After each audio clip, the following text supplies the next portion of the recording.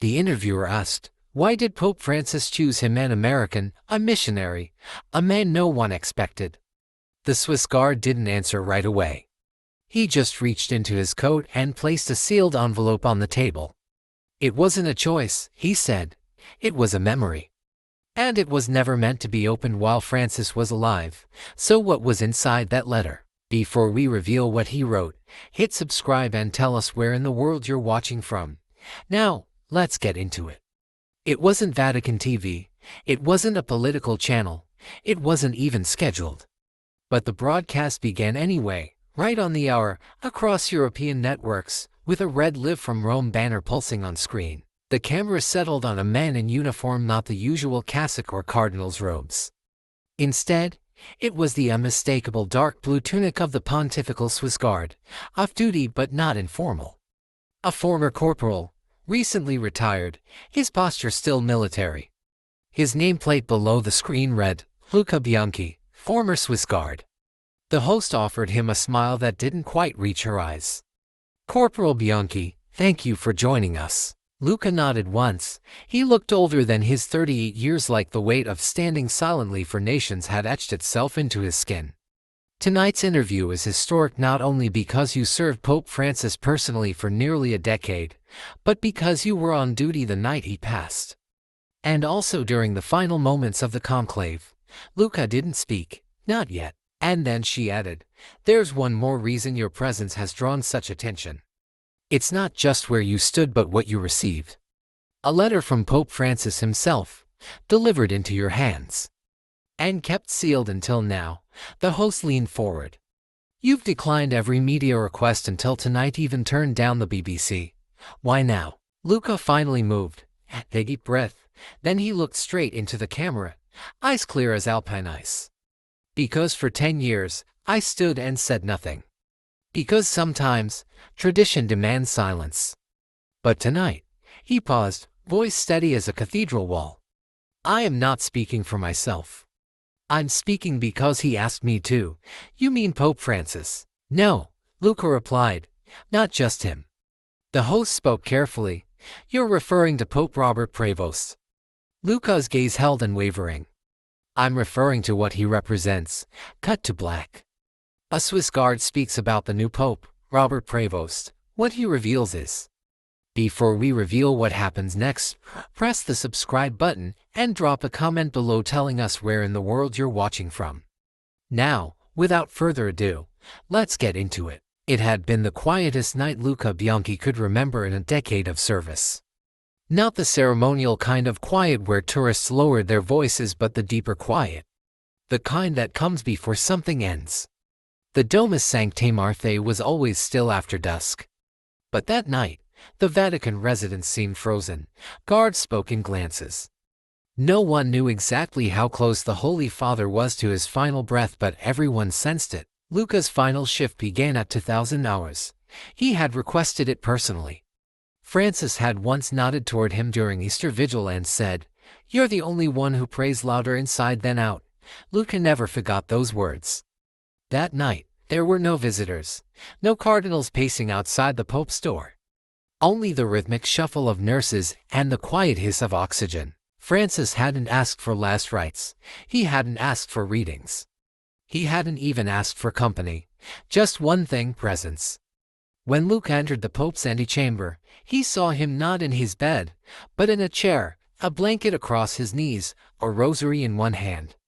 Their eyes met. "Grazie mio," Francis whispered. Luca said nothing.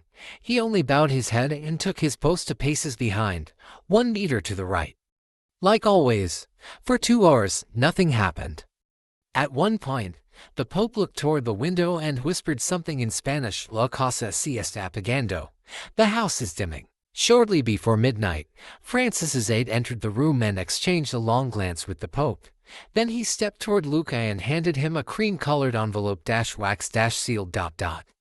"This is for you, directly, not to be opened until the white smoke rises." Luca blinked. "For me?" The aide nodded. "He said you would understand." Luca took it. The weight wasn't in the paper, it was in the trust. At 1:37 a.m., Pope Francis was pronounced dead. Luca remained at his post for another hour. He didn't cry. He didn't pray out loud. He just stood like the church was leaning on his shoulders and didn't know it yet. It wasn't until he returned to the barracks that he placed the letter in his footlocker, still sealed, still waiting, because that's what guards do. They wait until the right moment, and then they move. It was just after 6 p.m. when the bell above St. Peter's began to toll. White smoke had risen from the Sistine Chapel chimney. Inside the barracks, no one spoke the new pope's name aloud, but it passed in silence through brief glances and hurried movements. Luca was stationed just outside the apostolic palace when the smoke turned. Within seconds, the square exploded into noise cheers, prayers shouted in a dozen languages, cell phones raised to capture the moment. But inside the Swiss Guard command post, a strange tension settled. It wasn't joy, it wasn't grief, it was confusion, because while the world celebrated a new pope, the men tasked with guarding him were hearing a name they hadn't expected. Prevost. Luca heard it first from Sergeant Elmer, muttered under his breath like a question. American, someone else replied. That's what they're saying. From Chicago, Augustinian, mission work in Peru. Not even a cardinal last year. Someone else chimed in. He wasn't on any short list. Luca didn't speak. He simply listened. The guard was trained to be still amid uncertainty. But this wasn't uncertainty. It was disbelief. An American. In centuries of papal conclaves, no non-European had ever risen to the papacy without political orchestration. Even Francis, for all his surprise, had been whispered about for years. But this was different. Prevost wasn't just outside the curial circle. He had lived most of his clerical life in places without cameras. Luca returned to his post. The crowd below was surging now, tens of thousands pressed shoulder to shoulder, waiting for the first glimpse of the 267th successor to St. Peter. A senior officer passed behind him, preparations in motion. Name confirmed: Robert Francis Prevost. Luca didn't blink, but inside, the name echoed. He remembered the envelope, the sealed envelope still waiting in his footlocker. After the white smoke, the aide had said. As the band prepared for the announcement, Luca excused himself briefly, citing a uniform adjustment. He walked quickly to the barracks. He opened his locker. There it was, still sealed, still heavy. He tucked it into his coat and returned to formation. Because sometimes, you don't open a letter when the moment tells you to. You open it when the world needs to remember who sent it. That evening, the Vatican had changed, not visibly, not yet. The banners hadn't been hung, and Robert Prevost had not yet appeared on the loggia. But beneath the surface, everything was different. It was Luca's commander, Captain Reinhardt, who found him by the chapel doors just before midnight. The captain was a man of rigid posture and few words. Luca, come with me. They moved through the stone corridors in silence, past the armory, past the command office, until they stopped outside a room rarely used, an old debriefing chamber turned archive. Inside was a simple table, one chair, a lamp, and the envelope. Luca stepped in, closed the door behind him. The captain remained outside. Luca sat down, removed his gloves, held the envelope in his bare hands. It was addressed to him, not to the College of Cardinals, not to the new pope, not even to the commander, just to Corporal Luca Bianchi. After the white smoke, he broke the seal carefully. Inside were 2 sheets of paper, handwritten, no letterhead, no date. The first line read, "You saw me only in silence. That is why I trust you to carry this." Luca read on. Francis recounted a moment from long ago, not in Rome, not even in Europe. It was a flood zone in northern Peru, San Jose de Samuro. A remote parish half swallowed by rain and mud. Buildings collapsed, the chapel roof torn off. A relief team delayed by bureaucracy. And there amid the chaos was a younger Robert Prevost. No entourage, no cassock. Just rolled up sleeves and bare feet, lifting an elderly woman out of waist-high water, carrying her on his back through wreckage to shelter. No press was there, no photographers. Only one Argentinian archbishop visiting from Lyon. A man named Jorge Bergoglio. "I watched from the hill," Francis wrote. He did not know I was there. That is when I decided. Luca paused. Francis continued. He knows what silence demands. He does not speak loudly, but he listens louder than most men pray. He has carried what others flee. At the end of the letter, Francis had written, "They will ask how I could trust an American. Let them. They did not see what I saw when the waters rose." Luca folded the letter carefully. He just sat there, the paper resting on the table, and understood. This wasn't an endorsement. It was a memory. A memory Francis had kept sealed in ink and silence until the world was finally ready to hear it. Luca didn't speak of the letter for weeks. Not to his commanding officer, not to his fellow guards. Not even to the priest who heard his confession each Saturday beneath the frescoed dome of San Damaso. It wasn't that he feared reprisal, though there would be some. It was that he knew, instinctively, what the letter was. Not a document, a burden. Still, it had done something to him, and locked something behind his ribs where duty and faith intertwined like old roots. He started replaying conversations in his head, moments with Francis that hadn't made sense until now. Like puzzle pieces finally finding their place. The Pope had always walked differently through the Vatican, less like a monarch, more like a man who knew his time was borrowed. Luca remembered once during a guard shift on Holy Thursday how Francis had paused as he passed, hand resting briefly on Luca's shoulder. "Silenzio is not the absence of words," he'd said in Italian, eyes warm but tired. "It's the presence of weight." At the time, Luca hadn't understood. Now he did. Carrying his own weight beneath his uniform. He also remembered the rumors that had floated through the guard barracks in Francis's early years.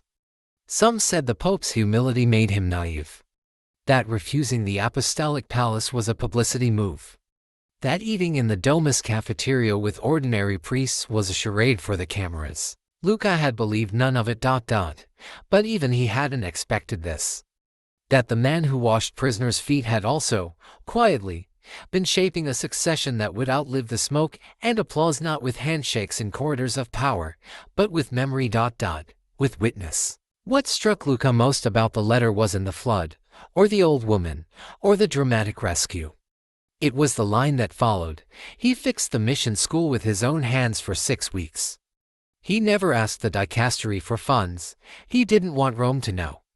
That was the sentence that stopped Luca cold. Because in the guard, the men who talked the least always stood the longest. Francis knew that too. The letter went on. "You cannot build a church if you are afraid to sweat." He rebuilt that school barefoot, with students beside him. No interviews, no ribbon cutting. And when I asked why, he said, because they had nowhere to go. And the rain would come again. That phrase haunted Luca. The rain would come again. Because in the Vatican, storms didn't always make noise. Sometimes they came quietly in the form of opposition, resistance, delay. Francis had known that. And he'd chosen Prevost not for charm, not for diplomacy, but because he had already survived the flood. Luca read the letter 3 times that night. By dawn, he had memorized most of it, words branded onto his heart like an invisible oath.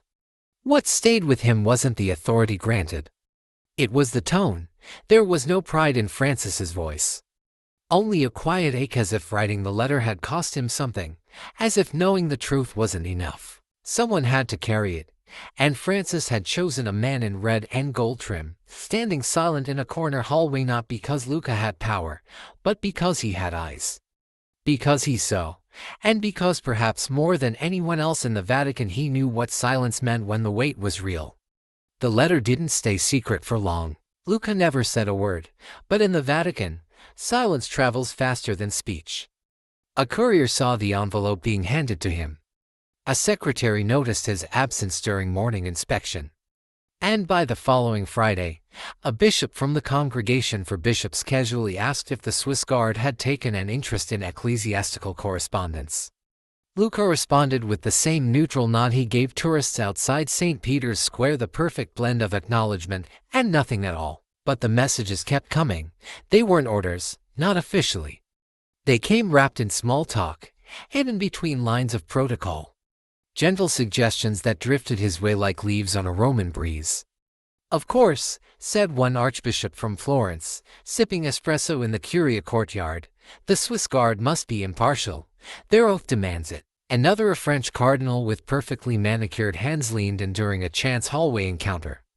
The Holy Father admired your professionalism, Luca. Don't jeopardize that by wandering into theological waters. Leave the succession to the shepherds.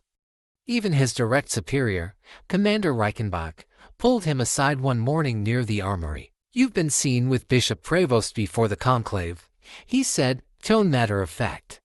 That will attract questions. Luke offered no defense. Just stood at parade rest, eyes fixed on a point 6 inches above the commander's head. Reichenbach sighed. I'm not accusing you of anything. Just remember what our job is. We guard the living pontiff, not the memory of the last. That one stung more than the others, cut deeper than any formal reprimand could have. Because Luca didn't see it as nostalgia. He saw it as unfinished duty, a torch still burning in his hands. He hadn't spoken publicly, but already, they were treating him like he had. Like words not yet uttered were already echoing through sacred halls. Whispers about overreach, comments in the mess hall that a guard shouldn't concern himself with letters or conclaves or apostolic legacies. As if he were meddling in matters beyond his station. As if knowing something had become a crime. And for a time, Luca considered their warnings. He was no theologian, no journalist with press credentials. He trained with rifles, not microphones. What business did he have carrying messages between popes? Then he remembered another night, not the letter, before that ... Francis had just returned from a hospital visit. It was nearly midnight. The Pope had passed Luca alone in a domus hallway, moving slowly, his gait uneven from the sciatica that troubled his later years. He had paused, eyes finding Luca's in the dim corridor light. You know, Francis said softly, I used to think silence was strength. Luca remained motionless, unsure if the Pope was speaking to him or himself. Then Francis turned, his weathered face half in shadow. But sometimes, my son, silence is cowardice. Especially if truth is buried underneath it. The Pope didn't wait for a response. He just continued on into the dark, cassock whispering against the floor tiles. Now in the days after the conclave, that memory played louder in Luca's head than any threat. The interviews, the pressure, the polite attempts to contain him within the boundaries of his oath. He wasn't seeking headlines, he didn't want a stage, but Francis had asked him to see, and Prevost, humble and celebrated Prevost, had carried weight most men never touched. If Luca stayed silent now, he'd be complicit in the erasure of a choice that wasn't political, wasn't diplomatic, but profoundly human. And so for the first time since laying down his halberd, Luca Bianchi made a decision that wasn't covered by his oath. He would speak, not to journalists hunting for controversy, not to critics seeking ammunition, but to the people. Because someone had to say what really happened, and why it still mattered. Back in the studio, the interview had stretched past its second commercial break, but the viewers weren't leaving. Social media was already lighting up with clips, with questions, with theories about what this former guard might reveal. Luca Bianchi sat under the lights like a man holding an invisible weight. The host, a seasoned Vatican journalist named Elena Grimaldi, had done dozens of these interviews, cardinals, theologians, even visiting heads of state. But tonight, she kept her voice lower, her questions slower. She knew this wasn't just a man telling a story. This was a man deciding if he would break a vow. So why now, Signor Bianchi? She asked gently. Why this interview after weeks of silence? Luca looked down. His hands were folded on his lap, just as they had been at the start, but now they trembled slightly. Not with fear, but with the tension of centuries of tradition pressing against the present moment. He exhaled slowly, gathering himself. Because the question isn't who we chose as Pope, he said finally.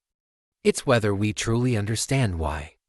Elena paused and leaned forward slightly. You were with Pope Francis in his final days. You were on duty when the conclave concluded. But tonight, you've hinted there was something more, something before the conclave that few have spoken about. Luca nodded slowly. There's something I've never told anyone. Not my commander, not even the guard chaplain. She gave him space to continue. sensing the importance of what was coming. It was for days before the conclave, he said, voice steadying like a boat finding calm water. The Holy Father asked me to walk with him in the gardens. No entourage, no cane, just the two of us. He glanced away toward a monitor showing a live view of St. Peter's Square, bathed in night lighting. He said he wanted to feel the gravel under his shoes one last time. Said it reminded him of Buenos Aires. Elena waited, pen still in her hand. We reached the edge of the olive grove. He stopped, put a hand on my shoulder and said, "They will ask why I chose an American. Tell them I didn't." A flicker of confusion crossed Elena's face. He didn't choose Prevost. No, Luca replied, eyes now fixed on hers. He chose a witness. He let the silence settle between them, heavy with meaning. I asked him what that meant. He said, because the church doesn't need another diplomat right now. Or another caretaker. It needs someone who has known the smell of blood and dust. Luca shifted in his seat. I didn't understand then. Not fully, but now I do. Elena whispered, what did he mean? That a shepherd must know what wounds look like up close. That leadership isn't built in palaces but in flood zones, hospice rooms, prison chapels. He reached into his jacket and pulled something from the inside pocket, a photo, worn edges, folded 3 times. The kind that's been carried, not displayed. He handed it to her. In it, Prevost stood knee-deep in muddy floodwater cradling a child in one arm and steadying an old man with the other. No robes, no clerical collar, no cameras, just presence. He gave me that after the conclave, Luca said softly. Didn't explain it, didn't need to. Elena looked at the photo again, then back to Luca, understanding dawning in her eyes. And you believe this is what Francis saw? This is why he wrote that letter? Luca nodded. I believe Francis knew the next pope wouldn't be understood. So, he left someone behind to explain it. The interview aired on a Wednesday evening. By Thursday morning, the Vatican's Public Affairs Office had logged more inbound emails than any day since Pope Francis's death. The switchboard operators took turns answering calls from media outlets around the world, all asking for the same thing: verification, context, meaning. Luca Bianchi hadn't gone home after the broadcast. He'd walked the perimeter of the city-state twice out of habit, maybe. Or nerves, the rhythm of footsteps against ancient stone. When he finally returned to his modest flat behind the guard armory, the messages had already started piling up like autumn leaves. The first was from a priest in Nebraska. I never saw Prevost as more than a transitional pope. After tonight, I see a bridge instead of a placeholder. Then came another from a Carmelite nun in Cork. He came to our hospice last Lent. No press. No handlers, just him and a thermos of tea. He held the hand of a dying woman for 3 hours. Now I understand. More followed, hundreds, thousands, lay people, seminarians, retired bishops who hadn't given interviews in decades. Even a few skeptical cardinals wrote quietly, discreetly, their words careful but curious. One message simply read. The silence was finally explained, thank you. And yet not all responses were warm. A few conservative blogs condemned Luca's appearance as an authorized revelation. One Latin American cleric posted that the Swiss Guard should remain ornamental, not political. But the tide had already turned. That weekend, crowds doubled at Prevost's morning mass. The man who had been described in early reporting as too quiet suddenly stood at the center of the world's most important conversation. But Prevost said nothing about the interview. No statement, no rebuttal, no confirmation. He just kept doing what he had always done, visiting prisons, writing personal letters to sick parishioners, refusing red carpet appearances that his predecessors had embraced. When asked by a Reuters journalist if he'd watched the interview, Prevost smiled and said, I've always believed silence speaks for itself. But inside Vatican corridors, everything changed. The air moved differently, currents shifting beneath marble floors. The Congregation for Bishops began receiving appointment requests from dioceses that had once resisted reform. A seminary in Lagos submitted a surprise recommendation for a rural priest who'd served during Ebola, uncredentialed but beloved. Prevost's choices are reaching farther now, one senior Vatican advisor said off record. Because now, people finally see what Francis saw. The Swiss Guard received its own flurry of attention. Young recruits quoted Luca's interview in training. One corporal printed out the transcript and taped it beside his bunk.